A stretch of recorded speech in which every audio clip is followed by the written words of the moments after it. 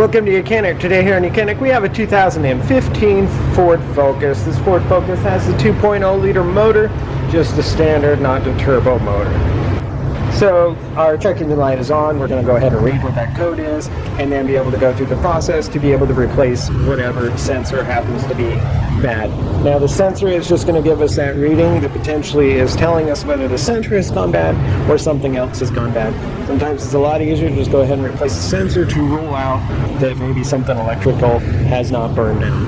And so now we'll just go through that process. So you have your OBD2 scanner hooked up to your vehicle. You've gone through, selected your vehicle. We're just going to go through the option of the control modules, not the full scan of the vehicle at this time, because we know we're looking for the engine module. So then we select our powertrain module. We're going to read the code. Our key is in the on position, but the engine is not running. And now it's reading the engine code to tell us where we should be looking.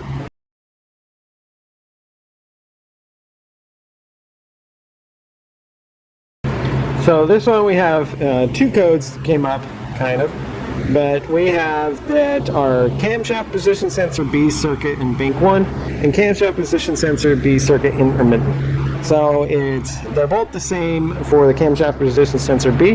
Now there is only one bank on this vehicle because it's a 4-cylinder, and so we do know that we understand that part of it.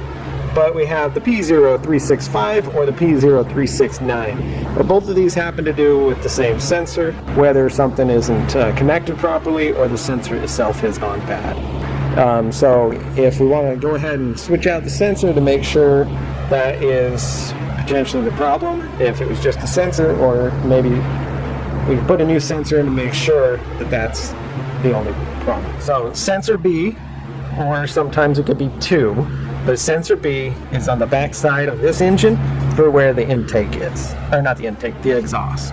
Right? So we have the exhaust manifold on the back, intake is on the front. So sensor A is on the front and sensor B is on the back. So we would want to squeeze this connector and to be able to unplug it.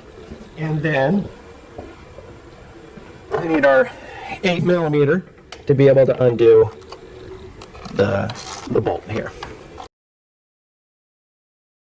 So these sensors are the same between A and B. So if you did want to swap them back and forth to rule out for sure whether it's a sensor or not, you can do that, or you can just replace it.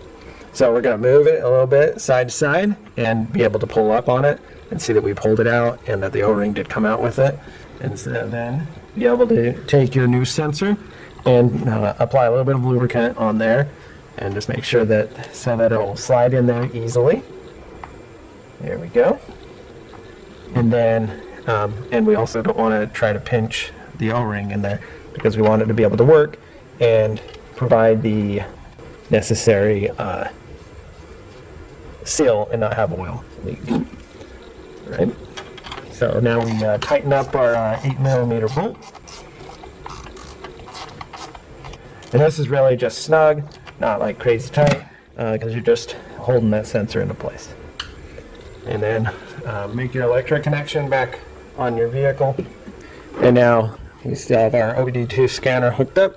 We're going to go back and back again. We get to the option where we have to be able to clear our codes. We're going to say it's telling us that we need the ignition to be on, and so it is.